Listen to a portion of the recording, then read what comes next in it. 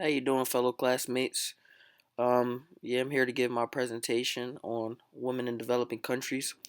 So the basis of my presentation will be to show the discrepancies between women in developed countries and women in non-developed countries. So, for example, the United States, China, Russia, countries with wealth and prosperity, and how there's many differences in the social, economic, and political, advancements or opportunities that women have in these countries, even though they still have challenges that still remain. So the focal point of my presentation is to go to run through these, disparities and see how they differ between developed countries and non-developed countries.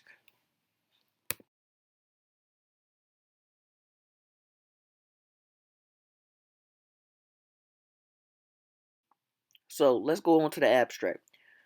My abstract is the claim can be made that advanced industrial countries, especially in the Western Hemisphere, has allowed for women to have higher access to social mobility than those struggling with economic production. You can make the argument that countries that are economically stable and industrialized, that the women that who live in those countries have higher access to social, political, and economic expression and opportunity.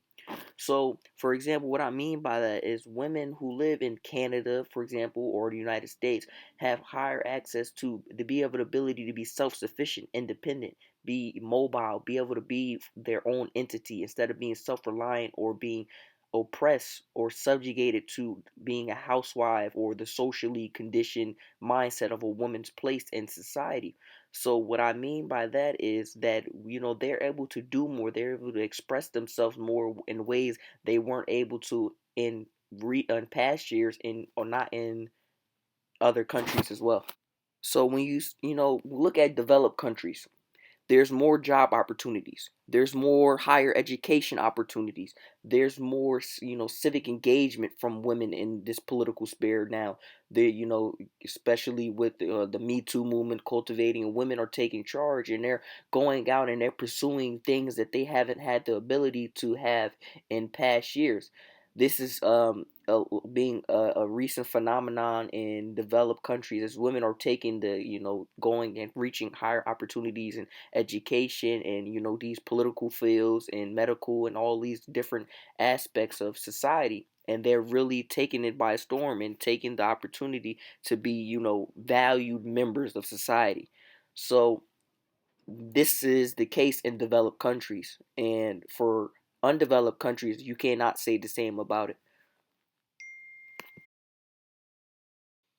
In undeveloped countries, there's already a poor economic system where there's limited job opportunities, and the stigmatism of a woman being the house provider is still ingrained in the mind of the society that may, for example, Middle Eastern countries, Iraq, Iran, and especially Islamic countries, for example, you know have an interdependency from women onto their man.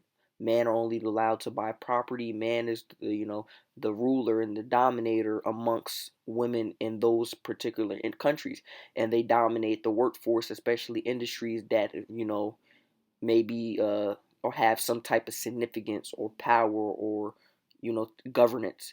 Women are mostly in those countries main workers in industry and hard, vigorous, labor like textile or something of that nature. So they're always working very hard to keep up. In the grand scheme of things, these countries have four major differences that keep women subjugated to oppressive and unequal social, political, and economic opportunity.